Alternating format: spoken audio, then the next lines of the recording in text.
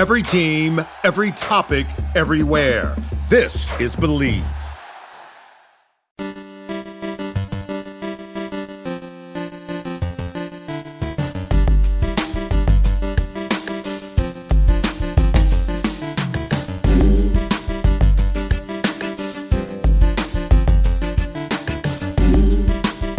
What's up, everybody? Welcome to another episode of Elan's Matchup Maximizer, podcast presented by Keeping Carlson, where I, Elan Dubrovsky, take a look at the next fantasy matchup, try to figure out who we should be targeting from teams that have good schedules to try to give us the best chance of winning our head-to-head matchups. Notice that I said the next fantasy matchup and not next week, because this next matchup over on Yahoo is bonkers because it's going Monday to Thursday next week. Then there's no hockey for a while because of the Olympics. Then it's coming back February 25th, which is a Wednesday, where there's games all the way through to Sunday, March 1st. So it is a matchup of 9 days of games.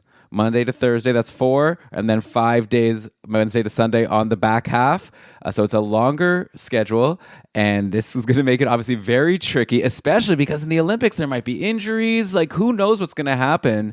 So I think my first piece of advice, because on Yahoo, at least in the Keeping Carlson Ultimate Feature Fantasy League, we have 4 ads per matchup. That's per matchup, not per week. So you're only going to have 4 ads available for this entire stretch. It's going to be tempting. You're going to see some guy on like Team Germany, I don't know, get a hat trick and be like, oh, I should have that guy. And, you know, you have to be careful. You could use up those ads very quickly.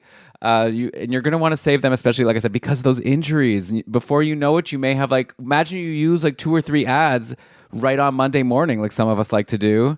Next thing you know, you get a bunch of injuries in the Olympics and you can't even fill those roster spots now. So I think you have to be very careful and very judicious with how you make use of those 4 ads. So I'm going to be giving you some suggestions, but I'd almost recommend listen to the episode, enjoy the chatter, learn a little bit about who's hot on the teams with good schedules, but be careful. Don't blow all your ads, especially if you're dropping some. I mean, if you have an open spot, use the ad. Why not? You're not costing you anything. But I'd be very careful about dropping players because you may need them for injury replacement. So that's my buyer beware caveat here.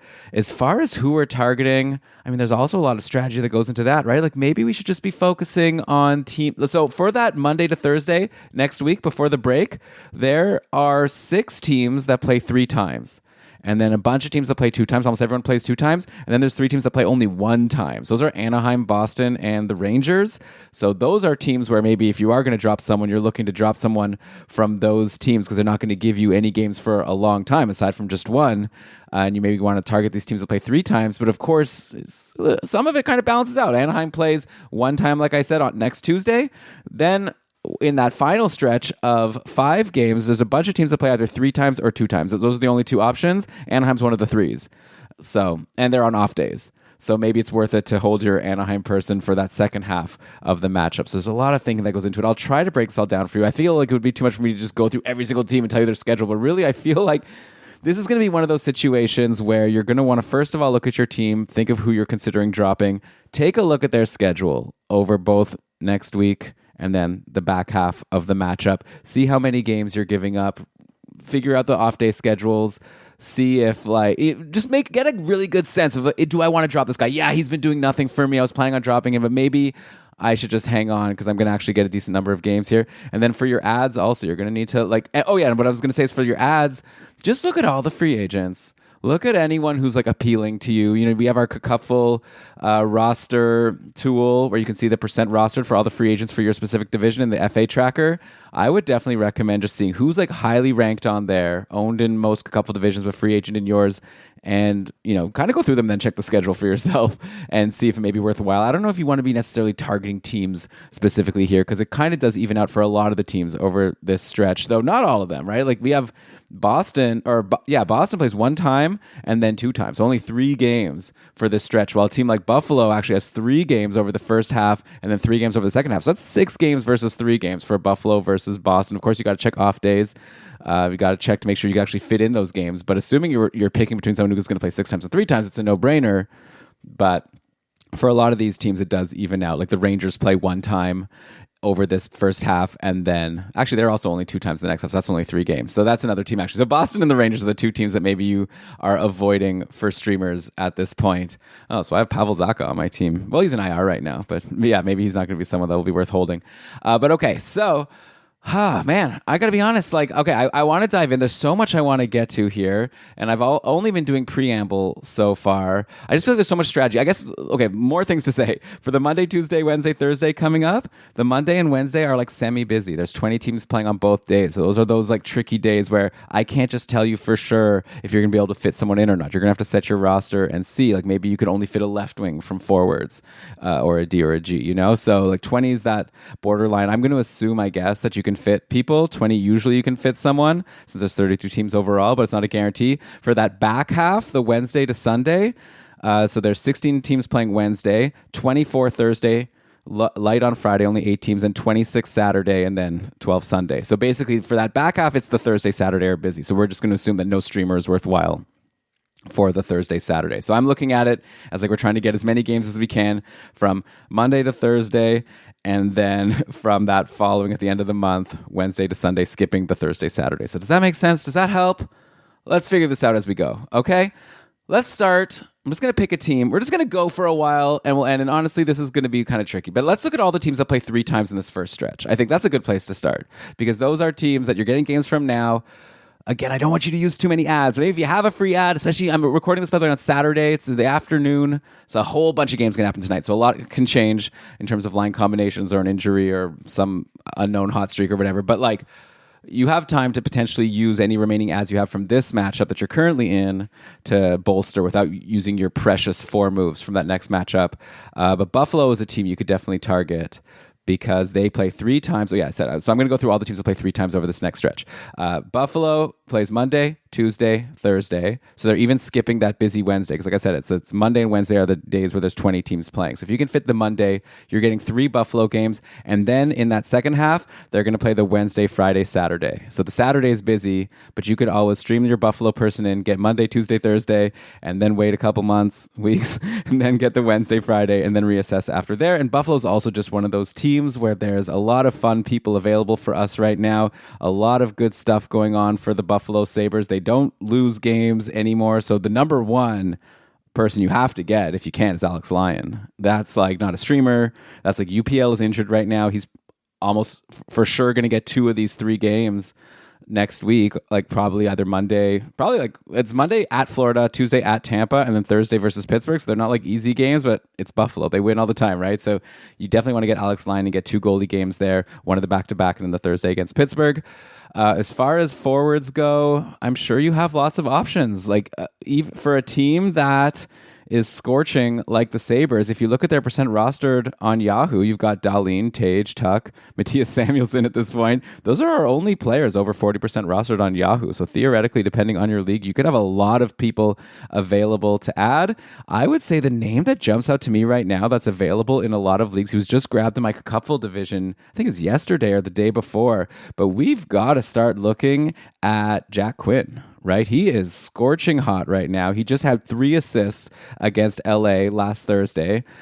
So again, I'm recording this Saturday afternoon, so we'll see what happens today against Montreal. But Jack Quinn is on fire. He had 3 assists in that game. He scored a goal the game before that. He's riding a 4-game point streak. There's also a lot of other points, and if you keep on scrolling back on the game log. So Quinn, the guy who we thought was maybe going to be a breakout candidate last year, didn't do much. This year at the start didn't do much, but all of a sudden Quinn, and he's playing on a line with Zucker and Ryan McLeod, and he's not on the top power play, so it doesn't look like a sure thing. Like this guy's clearly breaking out and makes total sense, but somehow he's doing it.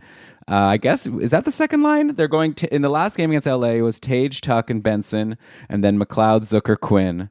Yes, I guess those are the top 2 lines, right? And then you have like Ostlund, Josh Doan, and Hellenius as a fun rookie or young player, 3rd line, and then they have their 4th line. Yeah, okay, so it's a second line guy, second power play, but at this point, I'm liking what Jack Quinn is doing. Who knows how long he'll keep it up? I'll bring him up on the Mega Show with Brian tomorrow, but hard not to like him, especially as a streamer who, like I said, is going to get you 3 games over those next 4 days to start the next matchup, and also even a couple off-day games to start when games resume at the end of February. So Jack Quinn, a no-brainer. If he's taken, I would look at Zach Benson, who, like I said, is at least in the last game, was playing on the top line with Tage Thompson and Alex Tuck. Those are the guys you want to be playing with on Buffalo. He had an assist, Zach Benson, 2 shots.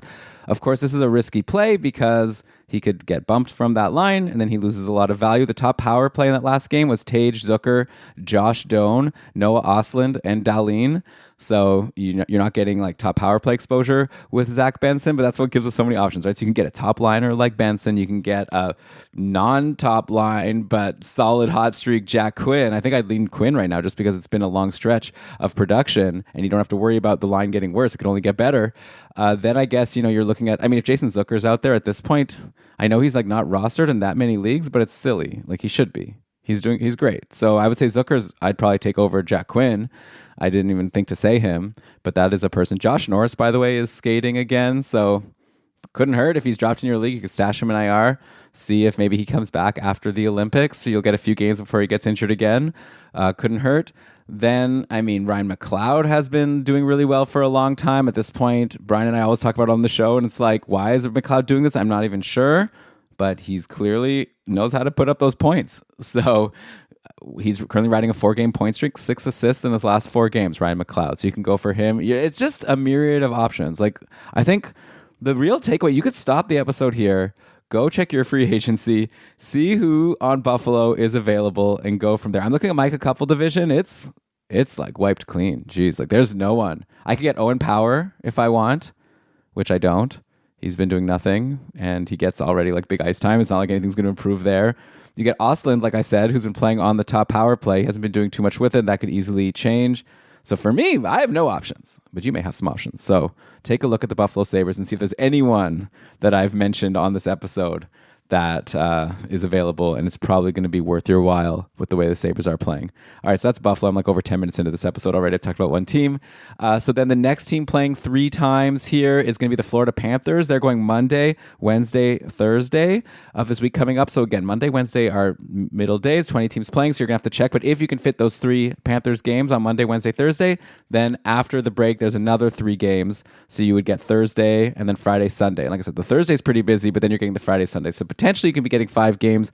Again, you've got to set your roster. It's almost like arbitrary which teams I'm talking about here. I'm just going through the teams that play 3 times this upcoming week. But again, I really do encourage you, just look at everyone who's available. You're really going to have to and bring up the schedules for both weeks, set your rosters for the whole. It's going to be a lot of work, but it'll be worth it. Set your rosters, figure out which days you have room for, bring up the schedules, and just look kind of through all the interesting free agents and just kind of start cross-checking, cross-referencing the player with their schedule, and kind of go from there. But I'll throw some more names at you. Let's go to the Florida Panthers, who, like I said, if you can fit in the Monday, Wednesday of this coming week, that's going to be a nice schedule for you for an ad.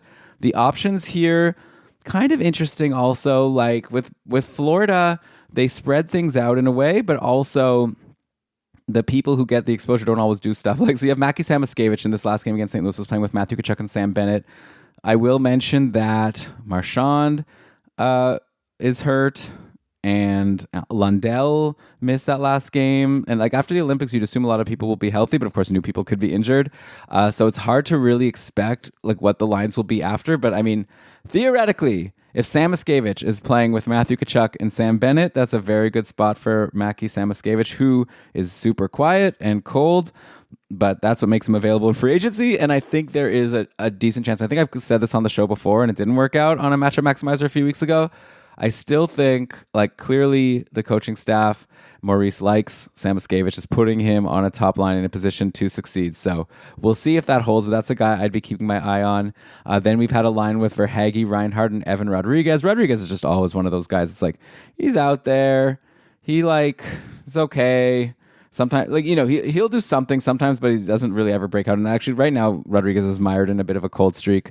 So he wouldn't be someone I'm especially excited for. But you see, if you look at the game log, there's some 4-shot, 3-shot, 5-shot games. So maybe he's had a bit of bad puck luck. Again, if you're playing with Reinhart and Verhaeghe, that's a pretty good spot to be. Then Eetu Luosterainen in the last game was playing with Marchand and Cole Schwindt. So normally that would be with Marchand and Lundell. We'll see who's healthy after the break. I think maybe Luosterainen is someone not for now. But again, he could do his thing like he's done it for stretches, like once everyone's healthy. But I think Florida's going to be one of those teams where you're going to be pretty wary of at this point. I'm not recommending any Florida Panthers now that we've gone through it.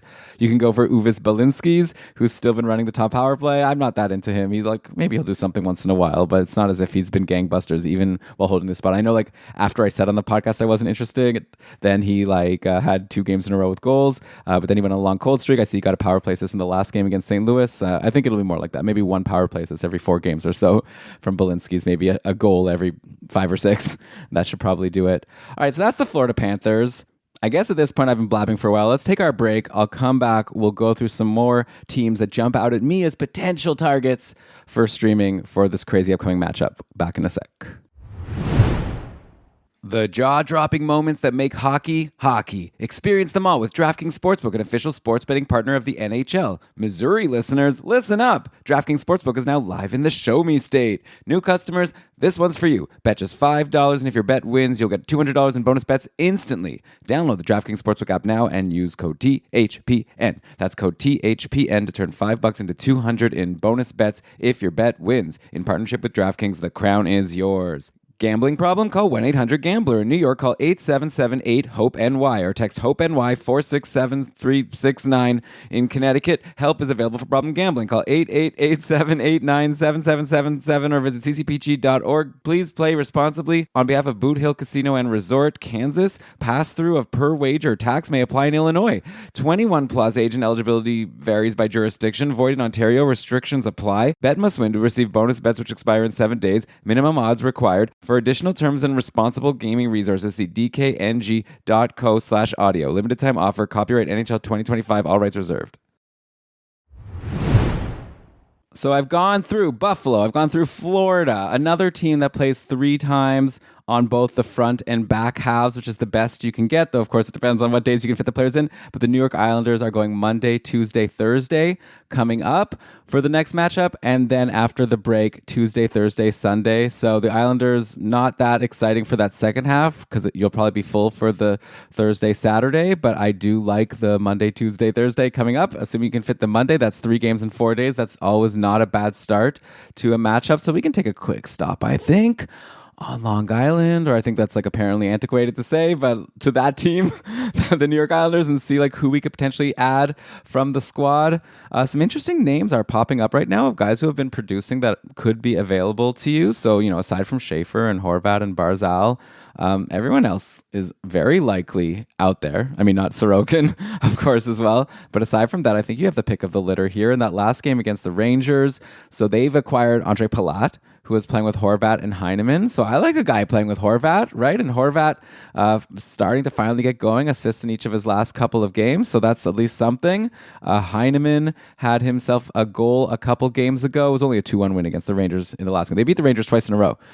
So one of them was 5-2, and that was the one where Heineman scored a goal. And then you look at Andre Palat, who came to his new team, had a great first game, 1 goal, 1 assist, didn't do as much in the second game, but I'm interested potentially, depending how deep your league is, on a guy playing right, like, you know, newly acquired, playing on the top line. See if Palat could pull a Mason Marchment here and have an exciting run in his new squad. So someone to keep an eye on. Is he my top pick here? I don't know. I'd still take a Heineman first, I think. If you look at the top power play in the last game, it was Barzal, Duclair, Drouin, and Anders Lee. So I think we got to look at some of these names, Duclair, Lee, and Drouin, and see if they're interesting. The second line was Barzal with Drouin and Duclair. And then Anders Lee was back on the third line, which was my fear. Last week when I was talking about the Islanders and their good streaming schedule, I was like, oh, I guess we have to look at Lee. If he's playing with Barzal, he could do something, but Lee is back now to playing in the bottom 6, back to kind of doing what he was doing for much of the season. Last couple of games, he didn't get a point. He did have a 5-shot game. Like, Lee always like has that little, you know, he's giving you enough to keep you interested. If you get 3 games in 4 days, something could happen.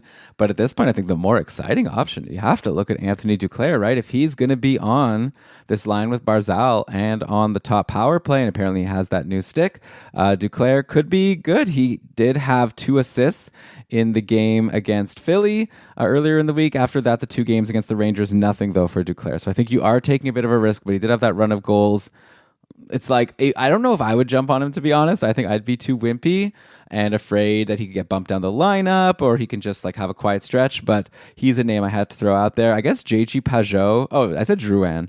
Drouin honestly is like, I just don't want to recommend Drouin. I don't even care what line he's on or what power play. He's so quiet. If he doesn't get you a point, he doesn't do anything. The last game was a cardio session against the Rangers. Like, sure, like maybe he'll get an assist. I think you can probably do better than Drouin for one of your 4 precious ads. Pajot, I would rather have. Like, Pajot at least has a shot or two every game, throws some hits. He's had a couple big games recently, 2 goals against Philly in the 4-0 win, a goal and assist versus the Rangers. So I think if I'm going to grab an Islander, those are the names I'd target. Pretty much everyone I said. Oh, you know what? Here's another name I'll throw at you. Tony DeAngelo. Remember him? Didn't he start the year as a top power play quarterback for like a week before Schaefer took over? All of a sudden, DeAngelo's on a nice little run here. He's got 2 points in his last 3 games, but I look at those shot counts also. I'm saying 7 shots, 3, 4. Like, this is what you want to get from a defenseman. You just go back down the game log. There's a 5 in there. There's a couple 3s. Like, Tony DeAngelo's putting pucks on net. His ice time has been pretty good lately, like over 20 minutes a game. There's a block every once in a while. Like, this is good. This is like looking like, a Mike Matheson type, not top power play, Shabbat. Like, if you can get production like this, like, there's not a rule that says no defenseman is interesting if they're not on the top power play, right? We have some examples of guys who have been able to be worth holding throughout the season, and DeAngelo hasn't been for the majority of the season. But I think at this point, it's been a long enough sample of him starting to take shots and getting some production. I think it's worth looking at. So if you need D, especially if you can fit all the games, including the Thursday, Saturday after the Olympics, then that could be a potential add and potential hold depending on how desperate you are for D. So I need to make a note to bring DeAngelo up for the mega show with Brian tomorrow. I have a feeling he's going to totally poo-poo him, but I'm kind of interested to get his take anyways. Then I just wrote it down. So it's locked in. What's the next team we can look at here? So the Ottawa Senators play 3 times, but then 2 times on the back, and those 2 times after the Olympics is both on the busy days. So Ottawa would just be a team to target for this like Monday, Tuesday, Thursday coming up. I guess same for the Nashville Predators. They play Monday, Wednesday, Thursday, and then on the back half again, just the Tuesday, Thursday. So I don't know if they're worth diving into just because, but again, like if you want to just look at it in sections, whatever. I already mentioned them. I'm kind of curious now to see who we would talk about on Ottawa and on Nashville. If we go to the Sens, and again, this is going to be like this is for like if you're going to use a move with the plan to drop the person after the Olympics, unless they really blow you away. Ottawa's like, at this point, like they have a lot of people that are probably not available to you. Can you get Claude Giroux? I'd be into that. He's only 26% rostered on Yahoo. I think he's pretty much rostered all through the cupful. So if you're in a different type of league where you can get a Giroux, he's been playing with Batherson and Stützle. To me, it seems like a kind of a no-brainer. Like, go get him. He's producing Giroux. He had himself a goal in the last game against Colorado, an assist a couple games before that. Like, he's been good. He had 4 shots in that last game. Like, I like Claude Giroux. He's like a solid stream. Like, if you can get him and you can fit 3 games over the next 4 days, I don't think you could do much better than a Claude Giroux type. You got Shane Pinto that's been dropped in a bunch of leagues because he's been so bad. So I called him a snoozer on the last episode, which I still believe. But at this point now, if it's 3 games in 4 days, he's a streamer. So I think Pinto has lost his stature as like a guy you should hold in fantasy, but he's still someone that I would consider streaming. He's not getting the best deployment, but we've seen that Pinto has that big game ability, which is what I do like to see from a streamer. I wouldn't be surprised if there's like a 2-goal game from Pinto, So that's the kind of thing that piques my interest. You could also look at like a Ridley Gregg, who's on a kind of a hot streak. He's got 5 points in his last 5 games, including a goal in that game against Colorado. Gregg has been playing on a line with Cousins and Tkachuk, so it's top 6 player. So I think Gregg and Giroux are your 2 guys. Like, the Sens are rolling. So Stützle, Batherson, Giroux, and then Tkachuk, Cousins, Gregg. So I see Giroux and Gregg as like the hangers on there who you just want to get a piece of those top 2 lines. Those are the guys to go for. You're not going to get a piece of that top power play. That's all guys who are rostered everywhere. But yeah, Giroux and Gregg would be the obvious guys to reach for on the Ottawa Senators. I don't think I have to go any further than that. Over on the Nashville Predators, again, just if you want to grab 3 games in 4 days and then move on to someone else. I've said for a while, I like Eric Haula, and he's kind of let me down lately. So maybe we need to move on from Eric Haula. So sorry about that. But I mean, I never said he's going to be good forever. but he did have a nice run. But lately on Nashville, the lines have had Stamkos sticking with Haula and Bunting, and I guess Stamkos has slowed down a little bit, so that could be a reason why Haula has slowed down as well. Though we've had Jonathan Marchessault, who was such a nobody for a long time, but Marchessault's starting to get some production here. He has 2 goals and an assist in his last 4 games. He is like shooting. I think we're at a time now where for 3 games in 4 days, again, just like a Claude Giroux or a Ridley Gregg, I don't mind that at all. If you can stream in Jonathan Marchessault, get those 3 games. He's clearly not in a position to be the producer he's been in previous seasons, but I think Marchessault is someone who I would take a look at there. Brian loves Luke Evangelista, and for good reason. He's been having a great season. So if you want to stream in Evangelista, I'm sure Brian would concur. I think Brian still has him on his Cupful roster and has held him forever, even though he's like not rostered all throughout the Cupful. He's only 10% rostered on Yahoo, but why not take a shot on Evangelista, who's been doing well, has been playing on a line with Forsberg and O'Reilly. It's kind of like a great spot to be at. Of course, prefer top power play. Looks like Marchessault's back there. In the last game, it was Stamkos, Ryan O'Reilly, Marchessault, Forsberg, Roman Yossi. That's the top power play from the start of last season, when we thought this team was going to be gangbusters. Took them a while. But that makes me more interested in Marchessault, by the way. But also Evangelista still playing with O'Reilly and Forsberg. So those would be our top 2 streamers over on the Nashville Predators. We can look at the Pittsburgh Penguins. That's a little bit better, right? We got Monday, Tuesday, Thursday for this upcoming stretch. So they avoid the busy Wednesday at least. And then after the Olympics, it's just Thursday, Saturday, Sunday. So if you're full on the Thursday, Saturday, you're only going to get that one Sunday. So this might also just be a team that you're targeting for the start of the matchup and then moving on from and not waiting for the Sunday, depending on how things fit. Pittsburgh's going to be tricky. Malkin is hurt. I mean, he might not play today, but he even might still play today. So I assume he'll be back afterwards. Malkin's been playing with Chinnikov, and Jeremy and Nick talked about Chinnikov on the last short shifts, and they were interested. I'm kind of interested. He's now got 4 points in his last 4 games. He seems to be doing well. Chinnikov got a shot on the top power play with Rust suspended. So I guess the suspension will be over. Or no, there's still going to be a game left on the Monday, while Russ is still suspended. So at least for the Monday, I don't know. I'm kind of interested in Chinnikov, I think, if you can fit those 3 games in 4 days. So there's a lot of fun options here. I'm realizing of people in this kind of situation where it's just like for the whole matchup, that's where it's tricky. That's where I still like a Jack Quinn. But if you can't get him, then maybe you just go 3 games in 4 days. Just only use one move, okay? I implore you, save your moves for the second half. I think you'll be happy you had them saved in case there's injuries. But yeah, Chinnikov has been decent. Anthony Mantha has continued. He's having a great season. He just had a goal and 2 assists versus Chicago. Had an assist the game before that. 2 goals against Edmonton the game before that. Mantha, it doesn't even matter where he is on the roster. Mantha didn't get top power play before when someone was injured. I guess Malkin or whatever. Mantha was on the top power play, but now Chinnikov has taken that spot. But Mantha was playing in the last game on a line with McGroarty and Ben Kindle, where you'd be like, okay, that's not amazing. Maybe in 3 or 4 years, that might be an amazing spot. But for now, you wouldn't think it's that great. But Mantha's making the most of it. And at this point, I'll take him over Chinnikov, right? This is in the Jack Quinn vein of the deployment doesn't blow me away, but just so much production. At some point, you just have to be like, okay, this guy's showing that he's figuring out a way to get points. So I'm not going to argue with it. Let's end Washington Capitals. Okay, so they go Monday, Tuesday, Thursday in the stretch coming up, and then they follow that up with a Wednesday, Friday, Saturday. So this is actually one of our better schedules because you're going to be able to potentially fit in these 3 games and then another couple games, and then you can drop for the Saturday. So that's a similar schedule to what I just said about the Buffalo Sabres. Just said 20 minutes ago. So who are we targeting on Washington? Unfortunately, or fortunately, I don't know how you want to look at it, but this is a team with some injuries that are hard to predict. We don't know. Pierre-Luc Dubois has been skating. I think there's a decent chance we get Pierre-Luc Dubois back after the break, and that could really change the look of the lineup. Connor McMichael was just put on the IR today, I'm seeing. So what's the situation here?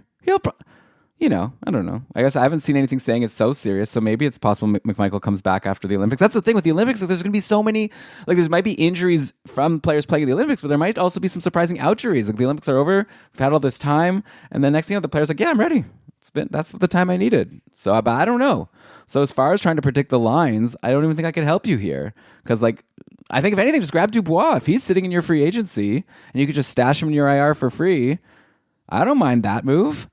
I guess you're not going to get those Monday, Tuesday, Thursday, but if you could get that Wednesday, Friday after the Olympics, that's not too bad, and then you could still make use of that roster spot in another way. So this would definitely be a nice move if you still have an ad left from this week's matchup. and not use one of your 4 moves necessarily for just the second half, which isn't a guarantee. But yeah, Dubois, like when he's healthy, he's like not bad. I guess he was really bad to start this year. He played 6 games and had no points. Maybe this injury played a part in that. But at his best, Dubois has been good. Anyways, so I'm not going to look at lines here, but other capitals that could be useful to you that might be available. I mean, look, Justin Sourdif, how many times do I need to talk about him? He's been cold his last couple of games, but he's clearly shown, again, that big game potential that I like to see. Sourdif was playing with Wilson and Protas in the last game against Detroit. Will that hold? I don't know, but clearly he's being seen as a potential top liner. The other line has been Ovechkin, Strome, and Beauvillier. I wouldn't be surprised to see maybe Dubois take Beauvillier's spot. This is total just conjecture, right? But maybe then like Beauvillier goes to the bottom 6 and Dubois goes there. Maybe Protas, Wilson, Sourdif stays together. We'll have to see. Also depends on McMichael, of course. So yeah, Sourdif is a guy that you definitely want to consider. And that's like your main, I guess. Ryan Leonard is the other one who's been a little cold, but I think we know that he has like big potential. We saw earlier in the year, he's been taking a lot of shots lately. So I would definitely also be interested in Ryan Leonard. Get the 3 games in 4 days. The deployment hasn't been amazing, but he's taking shots. I wouldn't be surprised to see something start going in. Maybe I'll give 1 goal. Oh, didn't I give a prediction of someone who's going to get 2 points over? Oh yeah, Doughty. Last Matchup Maximizer, I said Doughty's going to get 2 points over the 5 games. How's that looking? What? Not great. He has an assist today. Okay, it's still possible. This game just ended today against Philly, and I'm seeing that Doughty had an assist in the 3-2 win. So if he gets a point tomorrow versus Carolina, then I got it right. So you had to wait for it. It'll be very exciting to see how that turns out. But okay, I guess then I won't make a prediction then about. No, I'll do it. Okay, so I say Ryan Leonard 1 goal over these next 3 games. It's happening. Okay. Hope this was useful. Again, like it was just a smattering of teams. I went through the teams that play 3 times over this next stretch, but there's a whole bunch of teams. Maybe I'll be bored. The Olympics will hopefully be fun, but I'll probably just come back and do another matchup maximizer for the second half of the schedule of this matchup, right? Like once we are starting to approach it. So maybe we can talk about it more there. But again, your 4 ads are like starting now. So you have to kind of look at the whole thing as you consider each move you make. But I'll come back and talk about the Wednesday to Sunday starting on February 25th. Okay, so hope everyone has been enjoying this Matchup Maximizer and all the Matchup Maximizers we've been doing since the start of the year. We're going on hiatus for a couple weeks, but the Keeping Karlsson podcast overall isn't going on hiatus fully. Brian and I have a mega show coming tomorrow. There'll still be short shifts next week at the very least. And then Brian and I have some ideas of things we're going to do over the Olympics to have some fun and keep some content coming to you that's interesting and fun. So make sure you're subscribed to Keeping Karlsson to get everything that we have for you. We do our best to make your fantasy hockey experience a little bit more fun and also hopefully help you do well and have a good time doing it. So thanks for listening once again. Well, I'll see you tomorrow for the mega show. Bye. If you like the show, please take a moment to rate, review, and subscribe. It really does help the show to grow. Thank you for listening.